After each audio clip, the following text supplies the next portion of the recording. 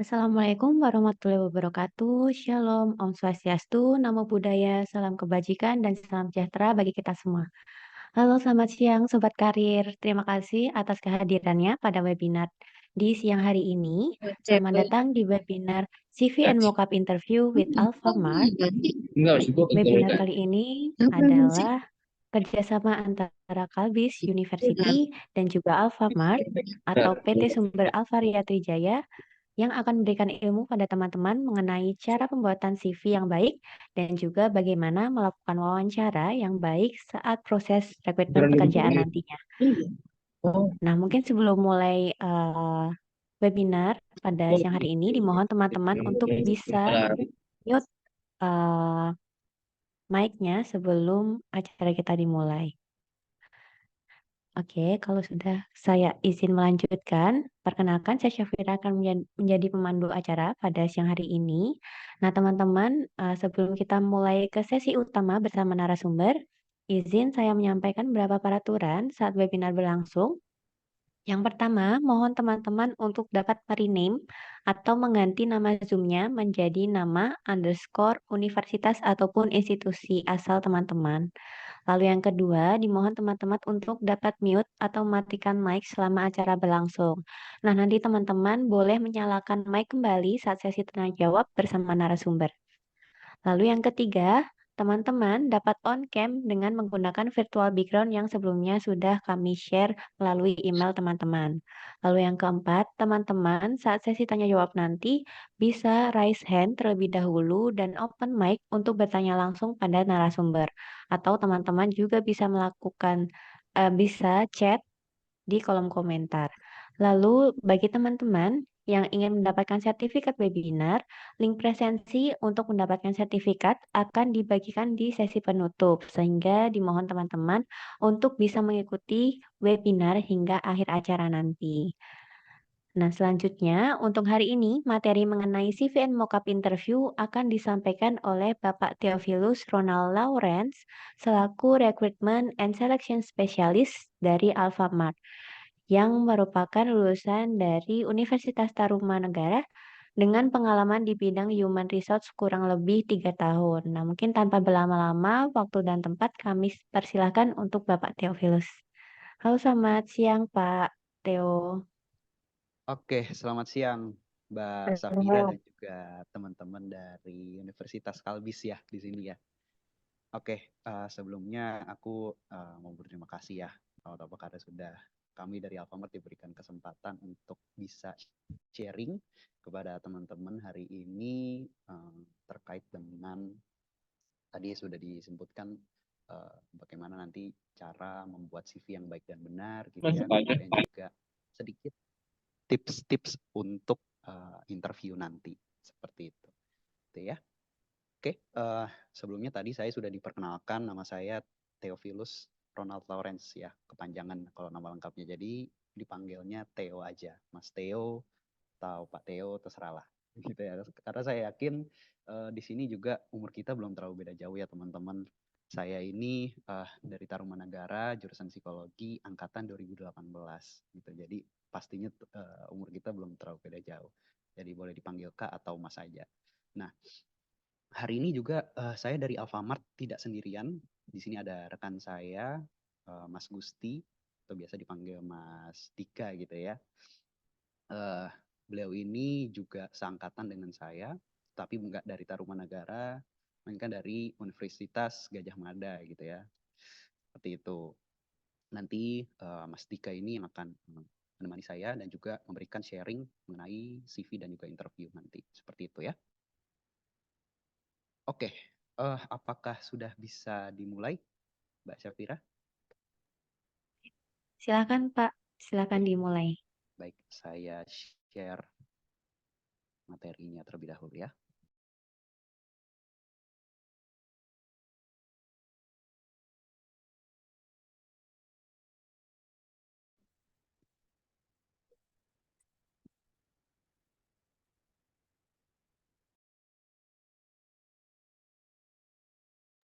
Apakah sudah terlihat, teman-teman? Sudah terlihat Pak? Oke, jadi sesuai dengan tema yang diberikan ya untuk eh, sharing hari ini, yaitu CV dan mock up interview with Alfamart. Kayaknya ada sedikit typo ya, Alfamart, Martnya harusnya huruf kecil semua. Nah, jadi Oh, ini ada ramen. eh, ada pepatah ya, eh, kalau tidak kenal maka tidak sayang. Nah, jadi untuk pertama-tama kami dari Alfamart mau sedikit menceritakan terlebih dahulu ya, eh, Alfamart itu apa dan siapa, seperti itu. Nah, untuk materi yang pertama ini akan dibawakan oleh Mas Dika selaku pembicaranya. Oke, saya persilakan ke Mas Dika. Silakan Mas Dika. Ya, baik. Terima kasih, Mas Theo. Sebelumnya selamat siang ya, teman-teman semuanya. Salam kenal. Saya Gusti Mardika. Teman-teman bisa panggil saya Dika gitu ya. Saya juga dari tim rekrutmen Alfamart yang di siang hari ini juga akan sharing gitu ya terkait dengan lebih tepatnya sih persiapan karir gitu ya untuk teman-teman di sini mungkin sedang mencari pekerjaan gitu ya atau mungkin ingin mencari opportunity lain di company gitu ya sehingga di siang hari ini kita bisa mendapatkan kesempatan untuk saling berbagi gitu ya terkait dengan persiapan ketika memasuki dunia pekerjaan itu seperti apa prosesnya seperti itu. Nah, di siang ini sih dari kami sih pengennya kita lebih ke sharing saja itu artinya teman-teman nanti kalau ada pertanyaan boleh saja disampaikan seperti itu boleh raise hand ataupun boleh tulis di kolom chat itu kita diskusi saja ya teman-teman agar jalannya sesi ini bisa berjalan dengan lebih santai gitu ya tidak terlalu sepanang kalau mungkin di perkuliahan kan teman-teman juga sudah cukup pusing gitu ya nah kita di siang hari ini tidak ingin membuat teman-teman lebih pusing lagi. Harapannya teman-teman bisa enjoy. Nah, mungkin bisa langsung mulai, Mas Theo, bisa di next, di slide berikutnya. Nah, sekilas ya, teman-teman, sebelum memulai di materi, teman-teman akan sedikit kami jelaskan terkait dengan Alfamart gitu ya. Mungkin kalau teman-teman eh, saya tanya Alfamart itu apa, saya rasa cukup familiar ya, di mungkin di sekitar rumah teman-teman juga ada toko Alfamart di sana. Nah, sebenarnya teman-teman, kalaupun teman-teman saya tanya definisi Alfamart itu apa, saya rasa juga sudah tahu jawabannya. Pada dasarnya Alfamart adalah perusahaan retail itu ya, yang berbentuk minimarket, di mana di dalamnya itu menjual kebutuhan pelanggan sehari-hari. Nah, mungkin yang tidak banyak teman-teman ketahui di dalam Alfamart itu kan ada beberapa unit bisnis gitu ya di Alfamart. Nah, kalau kita ngomongin toko, itu adalah di Alfamart sih kita di internal menyebutnya area toko seperti itu. Terus kita juga ada warehouse ataupun distribution center dan juga kita memiliki office, entah itu yang di head office maupun yang di branch seperti itu. Nah, di sini teman-teman bisa lihat sekilas saja ya teman-teman di bagian kiri atas itu kita sudah memiliki toko itu sebanyak 19.087 seperti itu. Kita sudah memiliki gerai ataupun toko Alfamart itu sebanyak 19.000. Kemudian kalau kita ngomongin SKU ataupun produk yang dijual di toko-toko Alfamart itu ada berapa sih variasinya gitu ya. Nah, kita sudah memiliki 5.000 SKU gitu ya ataupun 5.000 produk yang ada di dalam toko Alfamart. Jadi mungkin tidak ataupun jarang teman-teman ketahui juga gitu ya sebenarnya di dalam Alfamart itu sudah cukup lengkap lah gitu ya dibilang produknya. Nah, kemudian kalau saat ini kita juga sudah punya member yang bisa dibilang itu yang rutin berbelanja di Alfamart itu sebesar 16 juta. Kemudian juga kita sudah memiliki member yang terdaftar di AlfaGift. Jadi AlfaGift ini adalah aplikasi ya berbelanja di Alfamart secara online itu sebanyak 19,2 juta. Seperti itu.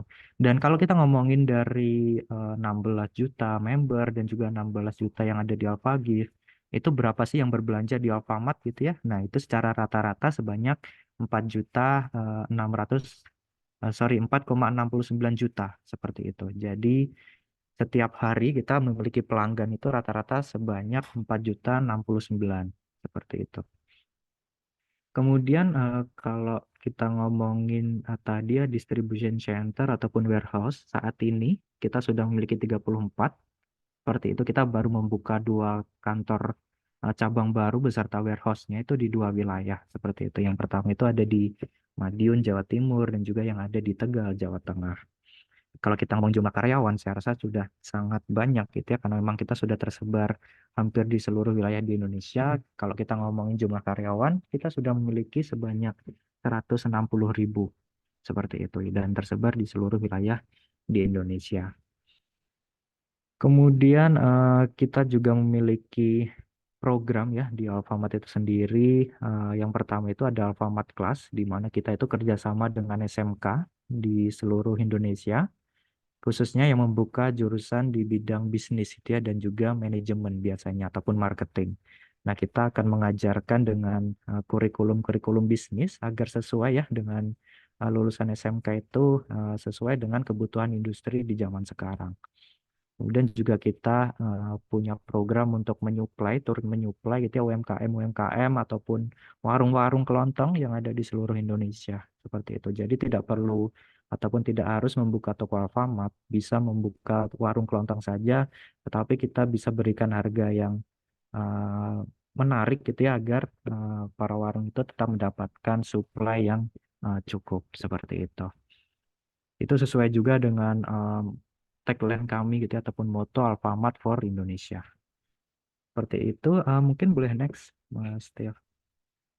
Nah, sedikit sejarah teman-teman semuanya, di mana Alfamart ini cikal bakalnya ya, teman-teman, itu dimulai pada tahun 89, yaitu tepatnya 22 Februari 1989. Cuman pada tahun itu Alfamart masih berbentuk toko kelontong biasa ya, belum berbentuk minimarket seperti yang sekarang. Baru pada tahun 99 itu Alfamart mendirikan toko minimarket yang pertama, itu ada di daerah Karawaci, Tangerang, Banten. Nah, hingga sekarang itu jumlah karyawannya tadi sudah 160.000, dan juga kapitalisasi pasarnya sudah mencapai 119 triliun, seperti itu di data yang terakhir. Nah, kemudian sekilas saja teman-teman terkait dengan struktur perusahaan. Jadi Alfamart ini memiliki beberapa anak perusahaan gitu ya. Di bawahnya Alfamart itu ada beberapa perusahaan, ada kurang lebih 5 anak perusahaan, dan juga ada satu semacam cucu perusahaan ya mungkin ya. Kalau anak perusahaan itu ada Alfamidi, Dandan, Aksesmu, GLI, dan juga ARA, dan juga bisa dibilang cucunya itu ada di Lawson seperti itu. Karena Lawson ini yang masih menjadi ownernya Alfamidi, sedangkan Alfamidi itu undernya Alfamart seperti itu. Kalau masing-masing company ini bergerak di bidang apa, jelas kalau untuk Alfamart, Alfamidi maupun Lawson kurang lebih teman-teman sudah cukup familiar gitu ya. Itu adalah perusahaan retail yang menjual kebutuhan pelanggan sehari-hari. Sedangkan kalau Lawson itu lebih ke convenience store gitu ya. Di sana banyak makanan minuman yang mungkin cocok untuk nongkrong seperti itu. Sedangkan Dandan itu lebih ke retail kosmetik dan juga obat-obatan. Kalau aksesmu ini lebih ke distribusi gitu ya untuk tadi toko kelontong dan juga warung-warung.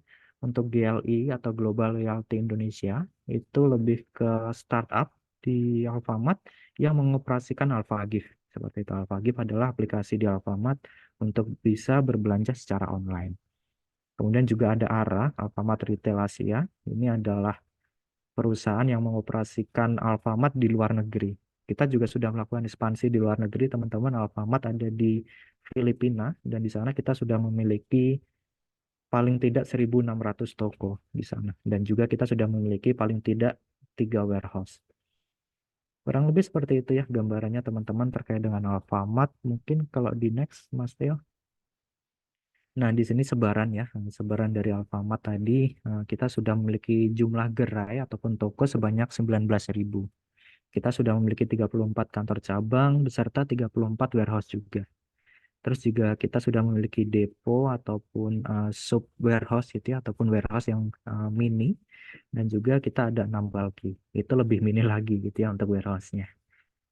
Kemudian untuk distribusi kantor cabang, saya rasa hampir di setiap pulau besar itu ada ya, teman-teman bisa dilihat di sini saja, sekilas saja. Kalau di Sumatera itu sebarannya sebesar 15%, kalau di Jawa ini memang mayoritas kebanyakan kantor cabang kita ada di Jawa sebanyak 68%, di Kalimantan itu 4%, di Sulawesi 5%, dan di Bali dan juga Nusa Tenggara itu sebanyak 5%.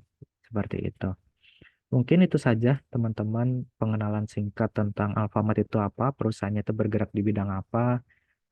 Seharusnya teman-teman sudah sedikit paham ya tentang Alfamart seperti itu. Alfamart tidak hanya toko saja, banyak di dalamnya itu banyak divisi-divisi dan juga departemen-departemen maupun karyawan yang saling supporting gitu ya agar toko di Alfamart itu bisa berjalan dengan baik. Nah, kemudian di materi selanjutnya kita mulai masuk teman-teman persiapan karir di mana nantinya akan disampaikan oleh Mas Theo. Seperti itu. Silakan Mas Theo bisa langsung dilanjut. Oke, jadi teman-teman tadi sudah ada sedikit perkenalan terkait dengan Alfamart. Jadi mungkin ada teman-teman yang bingung, apa nih kok Alfamart tiba-tiba bawa sharing untuk uh, terkait CV dan juga interview gitu ya. Mungkin teman-teman ada yang mikirnya Alfamart kan cuma toko-toko yang di pinggir jalan gitu ya biasanya ya. Nah, tapi setelah tadi ada perkenalan dari Mas Dika gitu ya terkait dengan Alfamart itu apa, harusnya sudah bisa cukup tergambar ya bahwa ya kalau kami dari tim Alfamart sudah cukup capable gitu ya untuk membawa sharing terkait dengan CV dan juga tips-tips interview nantinya gitu. Oke, yang pertama yang mau saya jelaskan adalah terkait dengan tujuan dari pembelajaran atau sharing hari ini gitu ya. Nah, yang pertama adalah diharapkan bahwa teman-teman nantinya bisa memahami gitu ya. Apa aja sih yang perlu dipersiapkan oleh teman-teman kalau nanti mau interview gitu ya. Kemudian mendapatkan pemahaman dan pengetahuan terkait dengan proses rekrutmen itu alurnya itu seperti apa gitu ya tentunya uh, untuk setiap perusahaan berbeda-beda ya pastinya. Nah, kalau dari sini di hari ini kita akan memberikan POV gitu ya, POV dari Alfamart alur rekrutmen itu seperti apa gitu. Kemudian yang terakhir adalah memahami cara membuat CV yang baik dan benar seperti itu teman-teman terkait dengan tujuan pembelajaran hari ini.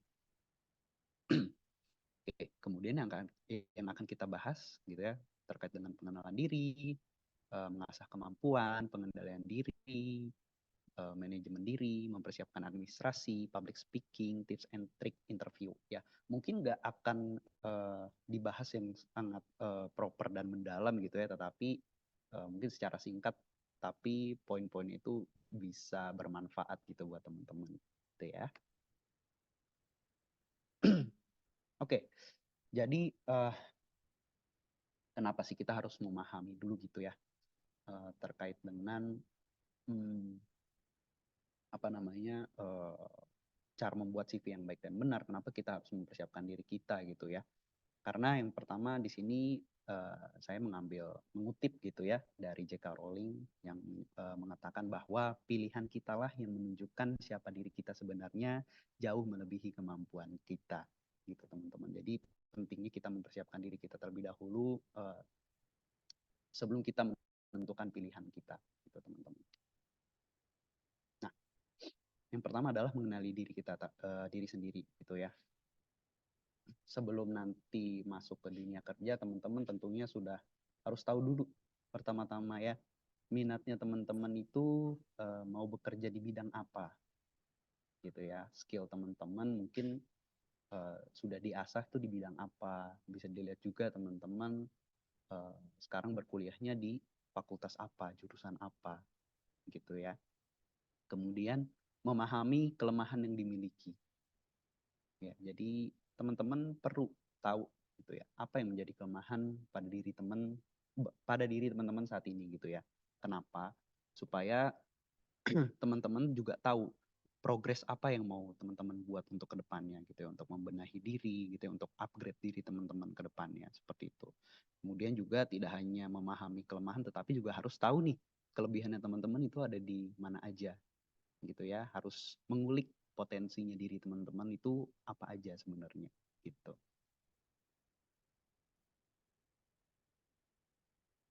Ya. Nah, ini adalah contoh-contoh dari pengenalan diri. Ya, bisa dimulai dari mencari tahu minat gitu ya. Contohnya memiliki minat dan bakat dalam membuat desain digital atau mendalami mencari kerja yang sesuai gitu ya. Kalau punya bakat di desain digital berarti nanti kerjanya ya kurang lebih di desain grafis gitu ya. Dan masih banyak yang lainnya. Atau misalkan dari jurusan psikologi itu bisa kayak seperti saya dan Mas Dika gitu ya di HR seperti itu dan lain-lainnya. Nah, kita skip aja selanjutnya yaitu menggali potensi diri. Oke. Nah, gimana sih teman-teman untuk bisa menggali potensi dirinya teman-teman. Nah, tentunya kalau kita cuma berpikir sesaat gitu ya, kita bisa aja hilang arah gitu ya, kita bingung, nggak ada gambaran. Nah, kami dari Alfamart mencoba memberikan saran ya. Yang pertama bisa mengikuti pelatihan. Pelatihan sekarang sudah banyak yang online gitu ya, teman-teman, sangat mudah diaksesnya. Mau itu pelatihan yang paling simple apa ya, terkait dengan bahasa mungkin ya, bahasa Inggris, bahasa Korea, dan juga lain-lainnya. Ada juga pelatihan Excel, pelatihan coding, dan sudah sangat banyak ya pelatihan-pelatihan di zaman sekarang gitu ya. Kita juga ada pelatihan yang secara offline, yaitu untuk melatih kemampuan teknikal gitu ya.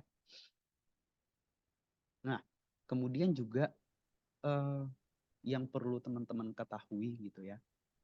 Misalkan nih teman-teman sudah tahu minatnya, sudah tahu skillnya apa, kelebihannya, kekurangannya apa. Nah, kemudian teman-teman sudah menentukan nih, oh saya mau bekerja di perusahaan misalkan Big Four gitu ya. Memang di sana ada banyak akuntan-akuntan gitu ya. Kemudian dari situ teman-teman bisa coba mempelajari gitu ya, mengulik-ngulik nih posisi-posisi yang teman-teman incar gitu ya. Nah, yang pertama melakukan riset posisi yang dilamar, teman-teman harus paham pekerjaannya seperti apa sehari-harinya. Itu banyak kok teman-teman di-share, udah di-share, mau teman-teman cari di Google, di YouTube, itu udah banyak banget teman-teman ya. Kemudian mencari tahu perusahaan yang akan dilamar. Jadi nggak hanya mencari tahu pekerjaan apa gitu ya. Kayak misalkan desain grafis itu pekerjaannya apa aja sih biasanya di industri gitu ya. Tetapi teman-teman juga harus cari tahu nih, perusahaan yang teman-teman incar itu kebudayaannya seperti apa gitu ya, bergerak di bidang apa. Kayak misalkan Alfamart tadi sudah disebutkan, kita lebih besar gitu ya, dominannya adalah di retail seperti itu. Nah, teman-teman juga perlu cari tahu nanti di perusahaan-perusahaan lain gitu ya, yang teman-teman minati, mereka itu strukturnya seperti apa, mereka bergerak di bidang apa, kebudayaannya seperti apa, seperti itu. Itu penting teman-teman untuk dicari tahu terlebih dahulu gitu ya. Oke. Nah, di sini ada beberapa contoh-contoh gitu ya untuk mengikuti pelatihan. Kalau misalkan yang secara online ada bisa mengikuti seminar dari FOU gitu ya. Salah satu contoh juga ada pelatihan Excel online by Google. Dan kalau untuk pelatihan offline-nya ada training persiapan kerja gitu ya. Ada juga training di Balai Latihan Kerja, itu sudah disiapkan oleh pemerintah, teman-teman. Kemudian contohnya untuk mempelajari posisi yang dilamar nih. Kalau di sini saya memberikan contohnya adalah Krustor gitu ya. Karena di Alfamart sangat banyak Krustor, karyawannya didominasi oleh Krustor gitu ya. Krustor ini adalah teman-teman yang bekerja di toko-toko gitu ya. Kan di sana ada kasir, ada yang rapi-rapihin barang, dan yang lain-lain gitu. Itu di Alfamart kita menyebutnya sebagai Krustor gitu ya. Teman-teman bisa coba mencari tahu apa saja pekerjaan yang dilamar gitu ya, kemudian juga mencari informasi mengenai apa saja yang perlu dipersiapkan gitu. Oke, kemudian teman-teman yang perlu diperhatikan untuk menghadapi dunia kerja nanti gitu ya adalah public speaking. Kenapa? Karena public speaking ini mungkin apa ya? Kalau teman-teman itu punya skill yang sangat mumpuni gitu ya dalam satu bidang. Nah, kemudian teman-teman mau bekerja nih di industri dalam dunia profesional gitu ya, tetapi public speaking-nya masih rendah gitu ya. Itu sama aja kayak apa ya?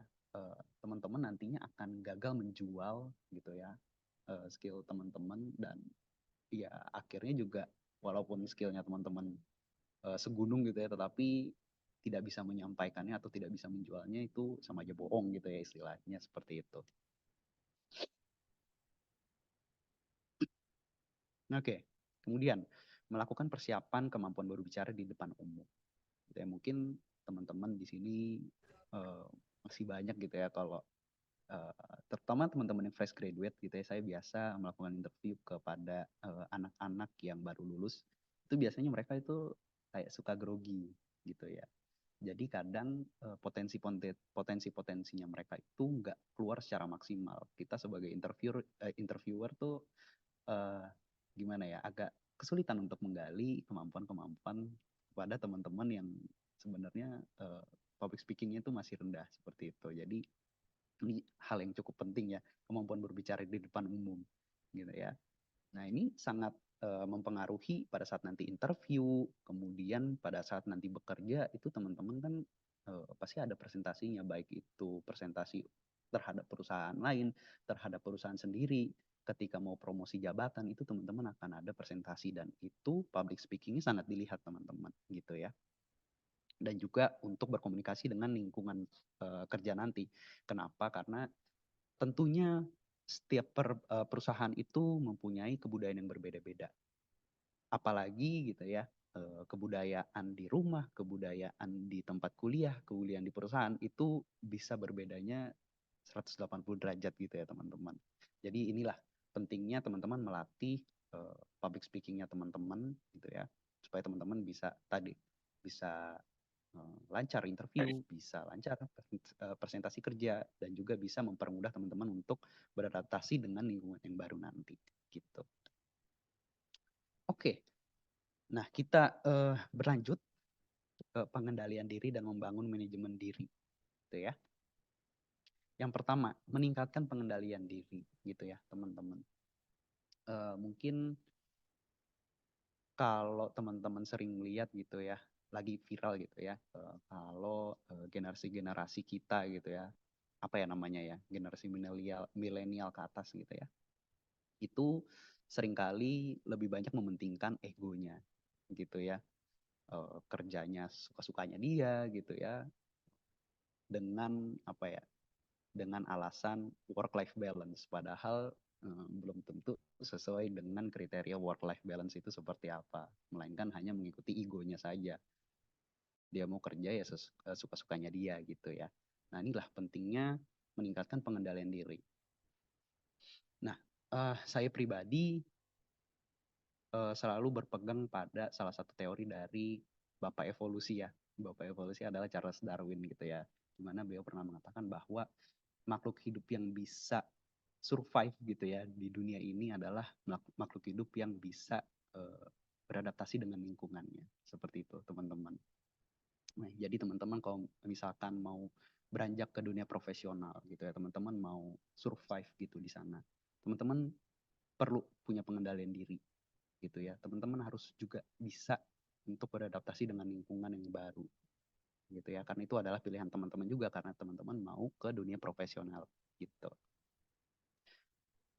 Nah, di sini ada poin-poinnya. Yang pertama, memahami lingkungan budaya yang ada di tempat kerja gitu ya. Teman-teman perlu tahu di sana, di perusahaan yang teman-teman lamar gitu ya, misalkan sudah masuk, sudah join, teman-teman bisa coba bergaul dengan teman-teman rekan-rekan kerjanya gitu ya, memahami lingkungan budayanya seperti apa gitu ya. Jangan sampai nanti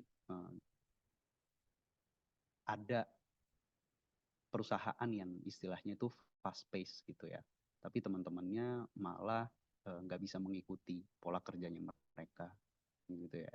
Itu yang pertama. Kemudian juga kayak misalkan, oh untuk atasannya nih sukanya karyawan-karyawan yang kerjanya cepat dan tepat gitu, tetapi teman-temannya malah sukanya ngaret gitu ya, dan lain-lain. Itu akan berdampak buruk tentunya untuk kedepannya seperti itu ya. Jadi yang pertama adalah perlunya teman-teman memahami lingkungan dan juga budaya yang ada di tempat kerja. Kemudian mau menerima masukan dan perubahan yang lebih baik. Ya, ini sudah pasti ya teman-teman. Sebagai mungkin banyak di sini yang fresh graduate, aku nggak tahu ya, mungkin ada teman-teman juga yang sudah ya bahkan sebelum dari berkuliah gitu ya, itu mungkin nggak bisa dibilang fresh graduate juga gitu ya, tetapi tetap mau fresh graduate, mau yang sudah experience gitu ya, tetap harus bisa menerima masukan untuk perubahan yang lebih baik ke depannya. Kemudian mencari solusi pada permasalahan yang muncul. Nah, di sini maksudnya adalah ketika teman-teman sudah tahu, misalkan yang tadi ya di awal aku singgung adalah terkait dengan kekurangan teman-teman. Teman-teman sudah menyadari nih, kekurangannya adalah suka ngaret gitu ya. Kemudian apa ya, biasanya itu ini apa namanya, gampang apa ya, kalau misalkan dimarahin terus gampang sedih gitu.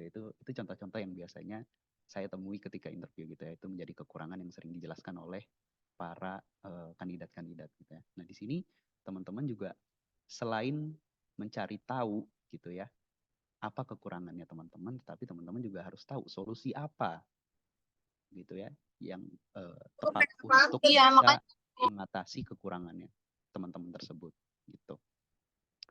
Kemudian yang terakhir adalah memahami peraturan yang ada di tempat kerja gitu ya.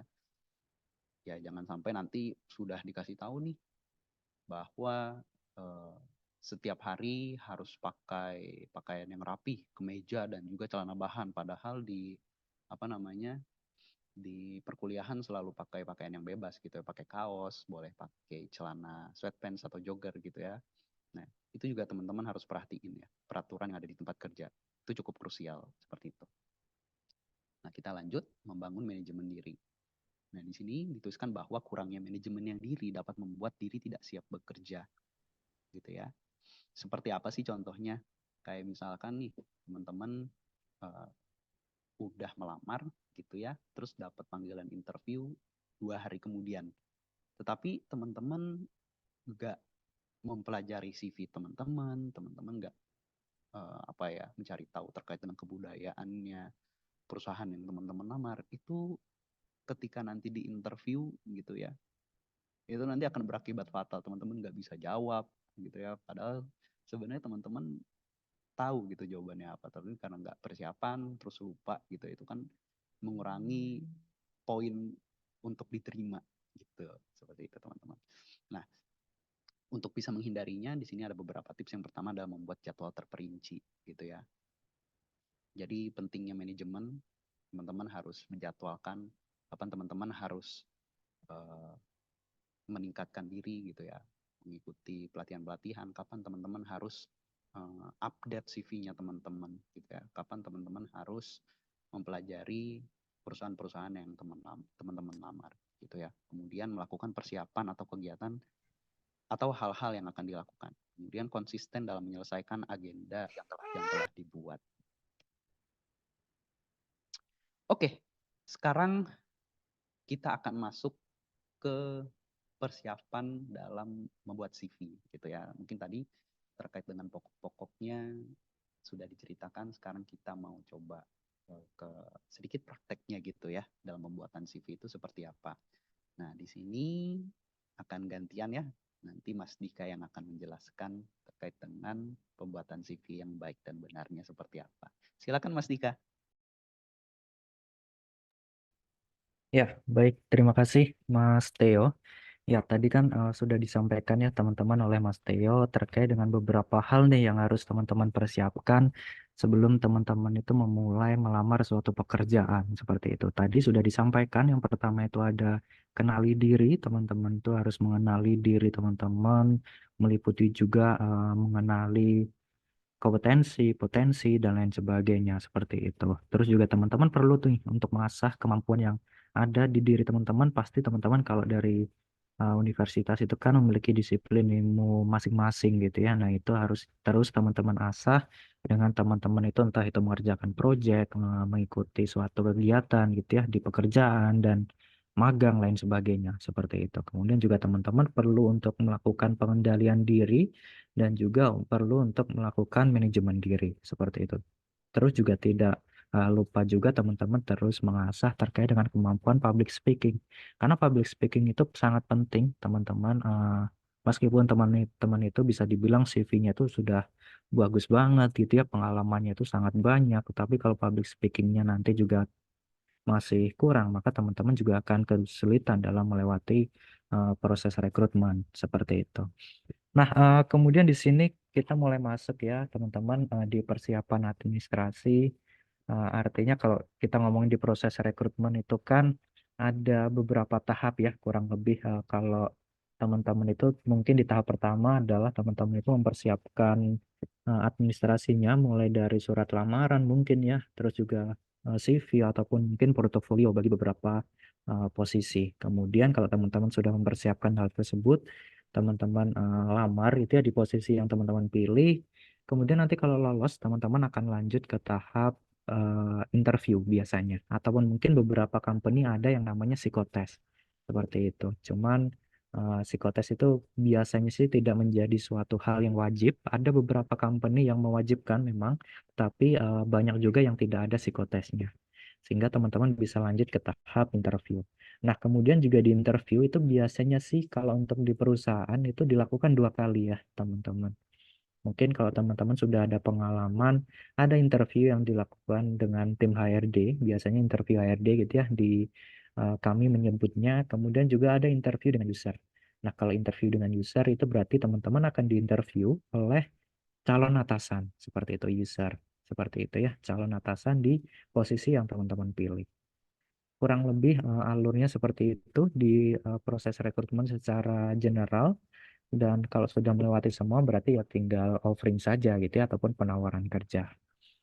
Nah, mungkin di sini teman-teman kita fokusnya yang di persiapan administrasi, di pembuatan kurikulum vitae ataupun CV ataupun resum itu kurang lebih sih mirip-mirip itu ataupun sama seperti itu. Kalau untuk surat lamaran ini sebenarnya sih bersifat tentatif. Kalau teman-teman itu melamarnya secara offline ataupun secara tatap muka langsung, itu sebaiknya teman-teman lampirkan juga untuk surat lamarannya. Seperti itu. Namun kalau teman-teman itu melamarnya secara online, kalau untuk di email gitu ya, melamar di email masih oke lah teman-teman tulis surat lamaran ini di body emailnya seperti itu. Namun kalau teman-teman itu apply-nya misalnya di website, misalnya di mana ya di portal pekerjaan gitu ataupun di Google Form itu saya rasa tidak menjadi wajib ya untuk surat lamaran. Yang wajib teman-teman itu perlu melampirkan CV ataupun resume dari teman-teman. Nah, di sini teman-teman sebelum kita mulai sedikit saya beri gambaran gitu ya. Kebetulan kan kami berdua, saya dan juga Mas Theo itu kan dari tim rekrutmen yang memang setiap hari itu kita ya pekerjaannya merekrut orang gitu ya, merekrut karyawan baru seperti itu. Nah, yang perlu teman-teman pahami juga gitu ya kondisi di sisi rekrutmen di mana kalau boleh teman-teman saya spill gitu ya, ini di Alfamart ya, saya kurang tahu kalau di perusahaan lain, kita mendapatkan atau kita bisa mendapatkan pelamar di 1 bulan itu mencapai ribuan, teman-teman, atau bahkan mencapai belasan ribu, seperti itu. Itu bahkan posisinya tidak lebih dari 15. 15 posisi yang kita buka, tetapi jumlah pelamar itu bisa mencapai belasan atau bahkan yang terakhir itu kita mencapai 29 ribuan, hampir 30 ribu, teman-teman. Nah, di sebanyak eh, belasan sampai 30 ribu tadi, itu semuanya itu melampirkan CV. Semuanya itu ada CV-nya lengkap, bahkan surat lamaran juga ada. Seperti itu. Nah, yang perlu teman-teman ketahui adalah dari 30 ribu ya, misalnya tadi, yang sekiranya itu terkategori sebagai CV bagus itu berapa gitu. Nah, itu bisa saya katakan itu mungkin 50% itu bisa dikatakan CV bagus. Nah, bahkan yang kita ambil ataupun yang kita rekrut itu tidak mungkin dong 50% dari 30 ribu kan 15 ribu ya itu sangat banyak sekali. Kita tidak mungkin merekrut 15 ribu dalam satu waktu seperti itu. Nah, yang kita rekrut paling 2, 3, 5 atau bahkan paling banyak 10 seperti itu dari sebanyak 30 ribu tadi. Nah, di sini perlu teman-teman pahami juga bahwa CV bagus itu tidak ataupun belum cukup gitu ya di sana. Yang perlu teman-teman ketahui dan juga perlu teman-teman pahami juga, teman-teman itu dalam membuat CV itu harus yang mencolok, harus yang bisa memberikan impresi yang menarik bagi tim rekrutmen seperti itu. Nah, sebenarnya kalau ditanya CV yang menarik itu sebenarnya seperti apa sih ataupun CV yang bagus itu sebenarnya bagaimana sih gitu ya? Itu sebenarnya cukup subjektif, tergantung dari rekruter atau tim rekrutmen itu menilainya itu dari mana, seperti itu. Misalnya gitu ya, saya dari Alfamart gitu. Alfamart itu adalah perusahaan corporate gitu ya. Mungkin teman-teman juga pernah melamar itu misalnya di agensi kreatif gitu ya. Nah, itu pasti memiliki subjektivitasnya masing-masing. Masing-masing tim rekrutmen memiliki fokusnya masing-masing. Kalau kami di corporate ataupun di perusahaan, bisa jadi kami itu melihatnya itu berdasarkan pengalaman yang memang sudah teman-teman lakukan.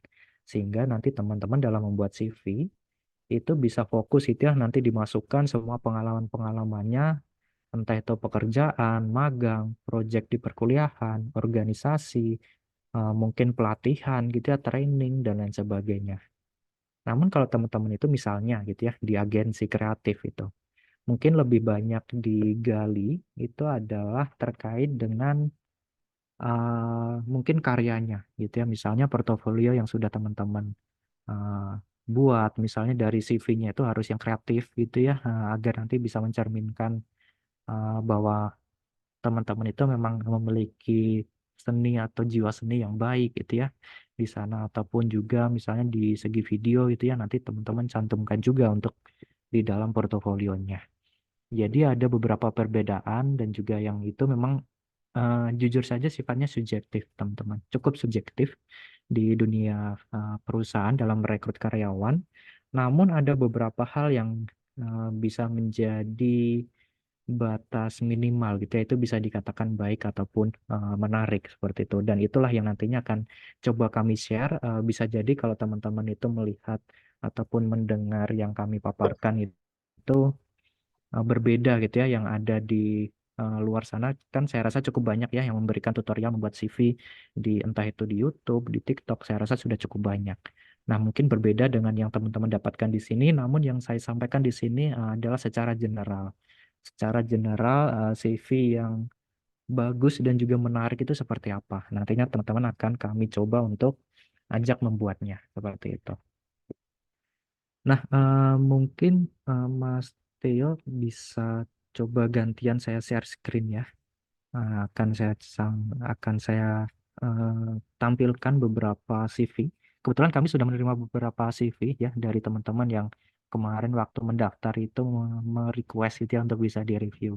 Nah, kami sudah memilih beberapa CV yang nantinya akan kita tampilkan.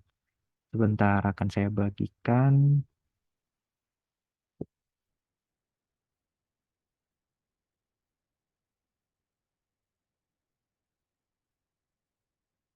Ya, di sini sudah muncul ya teman-teman terkait dengan beberapa CV. Bentar.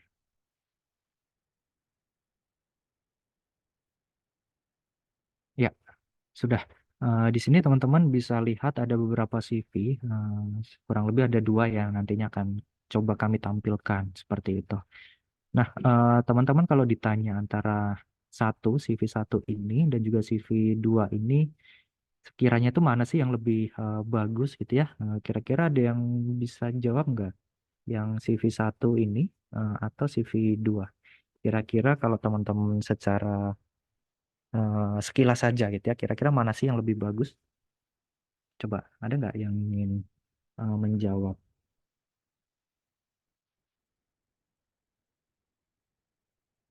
Coba, ada nggak yang sekiranya teman-teman itu lebih suka mana gitu ya untuk CV antara CV yang satu ataupun yang CV yang dua seperti itu?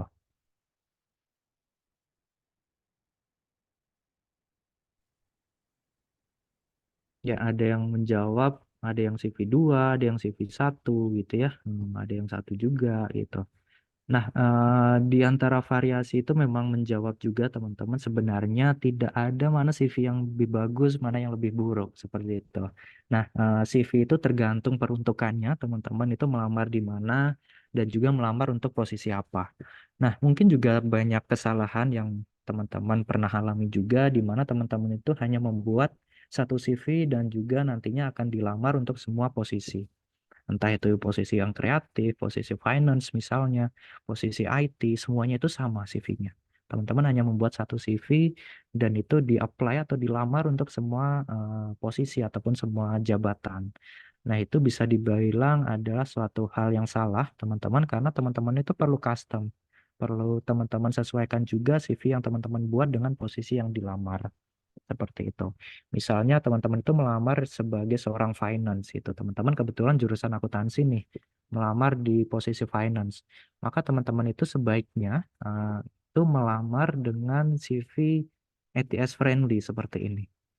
Seperti itu. Karena di sini teman-teman itu lebih mudah bagi seorang rekrutmen untuk melihat teman-teman itu pernah memiliki pengalaman kerja di mana, apa saja yang sudah dilakukan gitu ya, Dan juga mungkin ada beberapa skill-skill yang itu juga menunjang untuk teman-teman berkarir di dunia finance. Misalnya ada aplikasi tertentu gitu ya yang harus teman-teman kuasai. Namun kalau teman-teman itu sebagai seorang graphic designer gitu ya misalnya, ataupun teman-teman itu sebagai seorang broadcaster seperti yang bisa layar teman-teman lihat, itu lebih cocok atau lebih baiknya itu menggunakan CV seperti ini. Meskipun juga kalau teman-teman pakai CV yang seperti ini itu juga tetap bisa sebenarnya. Namun kalau teman-teman menggunakan CV seperti ini itu akan lebih terlihat menarik bagi sisi recruiter seperti itu. Karena teman-teman bisa melihat eh, yang pertama itu jelas dari biasanya sih dari foto profile gitu ya. Mungkin ada beberapa posisi yang itu memerlukan eh, penampilan sebagai adjustment gitu ya, tetapi tidak semua ada hal seperti itu. Terus juga dari sisi desain CV kalau memang itu rapi itu ya dan juga menarik, misalnya ada ornamen-ornamen seperti itu biasanya jadi pertimbangan kalau memang teman-teman itu melamarnya di posisi kreatif itu misalnya graphic designer tadi ataupun fotografer, video editor dan lain sebagainya. Seperti itu ya teman-teman. Kemudian kita mulai bahas gitu ya, ada beberapa poin sih sebenarnya yang sudah kami pelajari dari CV yang bisa teman-teman lihat di layar. Ya, ada beberapa hal gitu ya yang jelas. Teman-teman kalau membuat CV itu kan perhatikan strukturnya gitu ya. Struktur di dalam CV itu ada apa saja. Yang pertama jelas teman-teman itu harus menampilkan nama lengkap gitu ya, pastilah gitu ya. Di CV harus ada nama lengkapnya. Kemudian juga terkait dengan data diri gitu. Nah, di data diri itu biasanya teman-teman hanya perlu menampilkan misalnya kontak gitu ya, mulai dari nomor telepon, terus alamat email. Kalau teman-teman mempunyai media sosial, misalnya LinkedIn gitu ya, itu bisa juga disampaikan seperti itu. Ataupun teman-teman punya akun Instagram yang memang itu bisa dibilang kontennya aman gitu ya, karena beberapa kan cukup banyak ya akun Instagram yang misalnya dipakai untuk jualan gitu ya di online shop, terus juga ada yang jarang bikin konten juga gitu ya, saya rasa tidak perlu ditampilkan. Teman-teman hanya perlu menampilkan media sosial di LinkedIn saja. Kemudian juga data diri yang perlu dicantumkan adalah alamat. Nah, di sini teman-teman sudah saya highlight gitu ya di data diri ataupun informasi kontak, di mana ada beberapa hal yang sekiranya itu sebenarnya tidak perlu banget gitu ya untuk teman-teman tulis. Sifatnya adalah opsional. Mulai dari tanggal lahir gitu ya. Nah, di sini sebenarnya tanggal lahir tidak perlu teman-teman tulis karena biasanya dalam teman-teman melamar kan pasti ada data diri tuh yang perlu teman-teman isi. Nah, itu kan biasanya ada tanggal lahir dan juga usia. Jadi saya rasa tidak perlu untuk teman-teman cantumkan lagi di CV. Nah, perlu teman-teman cantumkan apabila memang tidak ada opsi dalam kita mengisi tanggal lahir. Misalnya di email gitu ya, teman-teman melamar pekerjaan melalui email. Nah, itu bisa juga teman-teman tambahkan. Kemudian untuk status belum menikah, saya rasa juga tidak perlu kalau teman-teman melamar di website, misalnya website karir ataupun di Google Form, ataupun di portal job. Namun kalau teman-teman melamar melalui email, bisa teman-teman cantumkan juga agar bisa menjadi pertimbangan. Kemudian untuk nomor telepon rumah ya saya rasa tidak perlu karena biasanya nantinya akan dihubungi melalui SMS ya biasanya ataupun email dan juga WhatsApp seperti itu. Nah, kemudian untuk alamat ya teman-teman banyak yang mengisi alamat itu sebagai alamat lengkap. Bahkan mulai dari jalan, nomor rumah, RT RW itu ya kecamatan seperti itu. Nah, itu sebenarnya tidak perlu teman-teman input ataupun teman-teman cantumkan di dalam CV karena nanti takut juga ya teman-teman kalau datanya itu disalahgunakan. Teman-teman sudah input nomor telepon, email, tanggal lahir, terus juga ada alamat lengkap, itu kan nantinya takut untuk dipersalahgunakan. Jadi tidak perlu teman-teman cantumkan alamat lengkap. Cukup teman-teman cantumkan kota dan juga provinsi beserta kode pos. Itu sudah sangat cukup untuk teman-teman cantumkan di dalam CV. Seperti itu. Nah, tadi sudah ya, tadi ada nama lengkap di sini. Terus juga ada informasi kontak atau data diri yang sudah teman-teman tulis. Nah, yang tak kalah penting, teman-teman, yang selanjutnya, yaitu teman-teman juga harus ataupun perlu untuk menulis summary gitu ya, ataupun rangkuman diri dari teman-teman.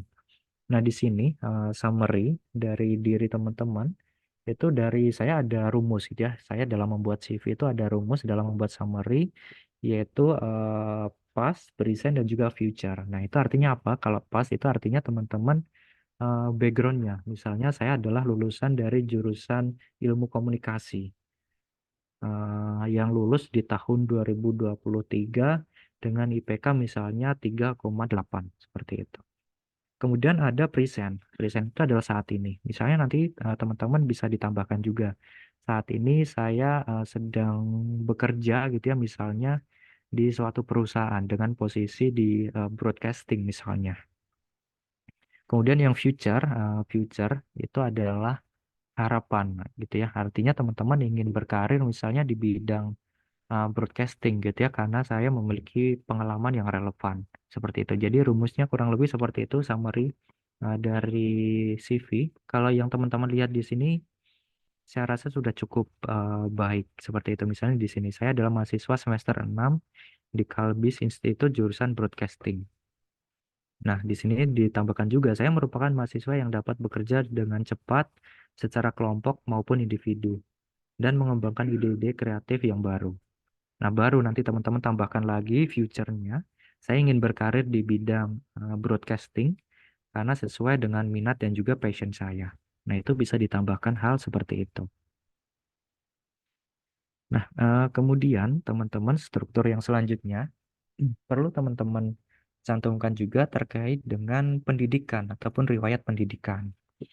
Nah, beberapa sih ada ya yang masuk melamar di Alfamart itu mencantumkan riwayat pendidikan dari TK, SD, SMP seperti itu. Nah, itu sebenarnya tidak perlu teman-teman mencantumkan riwayat pendidikan dari TK, SD sampai SMP sebenarnya. Karena biasanya yang kita lihat itu riwayat pendidikan sebenarnya di pendidikan yang terakhir. Kalau teman-teman itu di universitas ya tinggal teman-teman tulis dari kampus mana gitu ya, di universitas mana dan juga jurusannya apa beserta tahunnya dan juga IPK-nya. Kalau untuk SMA mungkin ya masih boleh lah teman-teman kalau mau tulis. Namun kalaupun teman-teman tidak ingin tulis juga nggak ada masalah. Seperti itu. Gitu teman-teman. Kalau teman-teman yang lihat di layar kan di sini ada riwayat pendidikannya dari Institut Teknologi dan Bisnis Kalbis gitu ya. Dan dengan jurusan ilmu komunikasi dengan minat di broadcasting misalnya. Di mana tahunnya itu dari 2019 sampai sekarang dengan IPK sebesar 3,5. Nah, di sini sudah oke, teman-teman. Dan untuk SMA ditulis juga nggak ada masalah. Nah, mungkin yang menjadi saran saya, teman-teman juga bisa sambil dicatat itu ya dalam riwayat pendidikan, teman-teman itu tambahkan di perkuliahan teman-teman itu pernah mendapatkan proyek mata kuliah apa. Misalnya teman-teman melamar di broadcasting gitu ya, nanti teman-teman juga bisa tulis mata kuliah yang relevan gitu ya. Misalnya kalau di broadcasting itu apa ya? Misalnya pembuatan video misalnya, ataupun pelatihan pembuatan desain. Nah, nanti bisa teman-teman tuliskan mata kuliah tersebut. Ataupun manajemen media misalnya kalau ada, yang itu memang relevan dengan jurusan broadcasting. Kemudian misalnya teman-teman sudah fresh graduate, artinya sudah lulus, bisa teman-teman tambahkan juga skripsi yang teman-teman kerjakan.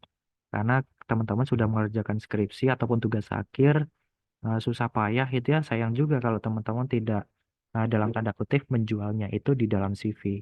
Jadi bisa teman-teman tambahkan juga di riwayat pendidikan. Seperti itu. Mungkin kalau teman-teman pernah ikut perlombaan ataupun pernah mendapatkan achievement ataupun penghargaan, bisa juga ditulis di sana di riwayat pendidikan. Jadi nanti semakin banyak gitu ya, semakin lengkap juga pertimbangan dari tim rekrutmen dalam merekrut teman-teman. Nah, kemudian selain pendidikan, yang tak kalah penting adalah pengalaman, teman-teman. Pengalaman jelas kalau teman-teman ada pengalaman pekerjaan, pengalaman magang itu biasanya, tidak selalu, tetapi biasanya itu akan menjadi nilai plus. Karena artinya teman-teman itu sudah satu langkah lebih paham terkait dengan posisi yang nantinya akan teman-teman lamar. Namun di sini juga teman-teman itu perlu menyesuaikan juga. Misalnya teman-teman itu pengalaman di bidang broadcasting. tapi teman-teman melamarnya di bidang finance. Itu kan adalah hal yang sangat jauh berbeda. Nah, itu saya rasa tidak semua halnya itu relevan, nanti bisa teman-teman custom gitu ataupun sesuaikan dengan poin-poin yang ingin teman-teman sampaikan. Nah, di sini kalau untuk pengalaman pekerjaan jelas nanti teman-teman bisa masukkan seperti yang ada di CV di sini. Di sini kan ada pengalaman pekerjaan ya. Di perusahaan mana, di sini di perusahaan mana, terus di posisi apa gitu ya. Terus di bulan dan tahun kapan, mulai sampai selesainya sampai kapan, seperti itu. Ataupun kalau saat ini misalnya masih gitu ya di perusahaan yang sekarang ya tulis saja sampai now ataupun sekarang. Seperti itu. Nah, yang tak kalah penting juga teman-teman, itu juga teman-teman melengkapi apa saja sih job desk ataupun pekerjaan yang sudah teman-teman lakukan di perusahaan saat itu. Misalnya di sini yang teman-teman lihat di sini. Nah, di sini kan dia di perusahaan PT Mok Millennial Indonesia sebagai QOL spesialis intern. Dengan job desk-nya itu seperti yang bisa teman-teman baca di sini. Nah, dengan teman-teman menuliskan job desk di sini ataupun eh, pekerjaan yang sudah teman-teman lakukan, itu sangat membantu sekali tim rekrutmen dan menjadi pertimbangan yang sangat besar sebenarnya ketika teman-teman nantinya akan diseleksi. Seperti itu. Di sini juga kurang lebih sama di perusahaan yang lain, posisinya apa, dan juga job desk dan juga pekerjaan yang sudah dilakukan itu apa saja. Seperti itu. Termasuk juga untuk pengalaman organisasi. Teman-teman di sini kan juga sudah dicantumkan untuk pengalaman organisasi. Pernah mengikuti organisasi apa, di divisi apa ya, biasanya kalau organisasi, QOL dan hubungan masyarakat, untuk periodenya, periode masuk hingga periode keluarnya itu kapan, beserta juga untuk job desk dan juga pekerjaan yang sudah dilakukan. Seperti itu. Nah, dengan teman-teman mencantumkan hal tersebut, itu biasanya tim rekrutmen akan lebih suka gitu ya untuk memproses CV seperti ini. Gitu.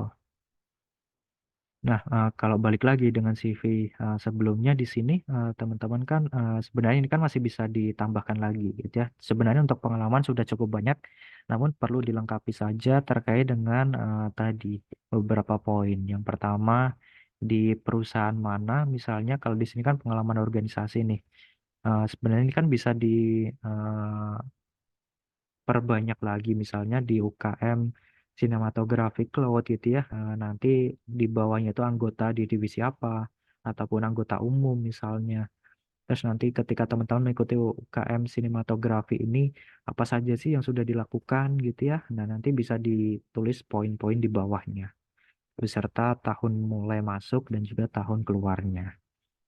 Terus di sini kan ada pengalaman project juga ya di sutradara film Lucid. Nah, nanti bisa ditampilkan juga pernah menjadi sutradara film seperti itu. Musik director gitu ya. Nah, di sini nanti bisa disampaikan juga seperti itu. Nah, perlu teman-teman ketahui juga dalam penyusunannya itu pastikan dari yang terbaru, yang paling atas itu adalah pengalaman yang terbaru dan yang ke bawah itu adalah pengalaman terlamanya seperti itu. Kurang lebih seperti ini, teman-teman. Dari 2023 terus ke 2022 dan juga ke 2021 gitu. Jadi akan lebih membantu tim rekrutmen dalam membantu teman-teman itu melakukan seleksi ataupun proses rekrutmen. Di organisasi pun kurang lebih sama, diurutkan berdasarkan yang paling terakhir. Paling atas itu adalah pengalaman di organisasi paling terakhir, ke bawah itu adalah pengalaman organisasi yang paling lama. Seperti itu. Jadi seperti itu ya teman-teman beberapa hal yang perlu teman-teman perhatikan dan juga yang terakhir mungkin yang tak kalah penting juga teman-teman dapat menambahkan skill gitu ya ataupun mungkin beberapa aplikasi software yang sudah teman-teman itu kuasai gitu ya. Misalnya kalau di sini di skill gitu ya. Nah, di sini balik lagi teman-teman itu perlu menyesuaikan CV yang teman-teman buat dengan posisi yang nantinya teman-teman akan lamar. Misalnya kalau di broadcasting jelas skill yang harus dikuasai adalah misalnya komunikasi, public speaking, dan juga media sosial. Misalnya teman-teman juga menguasai kamera gitu ya, ataupun editing video, manajemen waktu, Microsoft Word, dan juga Excel. Nah, itu juga bisa teman-teman sampaikan ataupun tuliskan di dalam CV. Seperti itu. Mungkin beberapa ada yang bertanya, perlu nggak sih di dalam skill itu kita kasih rating gitu ya. Biasanya kan di CV itu ada bintang-bintang gitu ya. Dari 3/5 gitu. Misalnya Microsoft Excel-nya dari rating 3 dari 5 gitu ya. Ataupun misalnya di manajemen waktu itu 4 dari 5. Sebenarnya perlu nggak sih ditulis seperti itu? Sebenarnya sah-sah saja teman-teman kalau menulis itu. Namun sebenarnya itu tidak perlu juga teman-teman tulis di sana. Lebih baik teman-teman itu menulisnya di profisiensinya. Misalnya teman-teman itu sudah advance gitu ya, sudah mahir, ataupun intermediate, misalnya menengah gitu ya, ataupun teman-teman itu masih pemula, masih beginner.